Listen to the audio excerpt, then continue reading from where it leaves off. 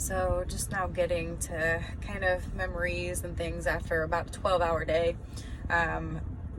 Today is the 10th anniversary of my brother, Captain Ryan K. Ionelli's being KIA in the Helmand province in Afghanistan. He was a Cobra pilot, and his helicopter, he was killed in line of duty. A crazy freak accident between lots of hours in the red, lots of hours fighting for our freedoms, and it just kind of seems surreal, him being gone. What seems even more surreal is that people so take for granted the sacrifices that so many men and women have honorably made to try to keep America, to try to preserve the freedoms that we have, to try to keep, volatile situations under control. There's a lot of things that our government does that I don't agree with. There's a lot of wars that they've started for profit. I definitely think there is a lot of shadiness going on in Afghanistan right now, and my heart goes out to the newest members of the Gold Star Family Club that nobody wants to be a part of.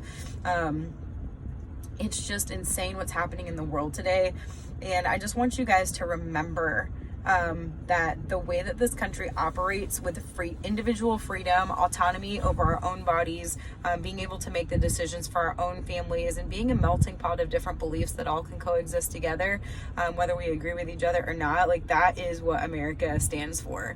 This is like the last place on earth that so many people from other parts of the world that are truly oppressed, we have no idea what oppression means in this country. No idea. Totally first world spoiled brat problems for anybody that thinks that they live in America and they're truly oppressed. Not sorry about that statement. But this is like the last place of refuge for people who are truly oppressed to come. And if America stops being America, then there are no places left to go to seek refuge in this world. And maybe that's needed. I know that there's stuff that has to happen before Messiah comes back. But I would like to think that there's still hope, that there's still goodness out there, that there are still people willing to stand for righteousness and willing to stand for freedom, the freedom and free agency that God, Abba Father, the God of Abraham, Isaac, and Jacob gave us. And so I just really want you to reflect today. It's a sober day for my family and I, with this anniversary, and my heart goes out to anyone, who has had to deal with the loss of a loved one.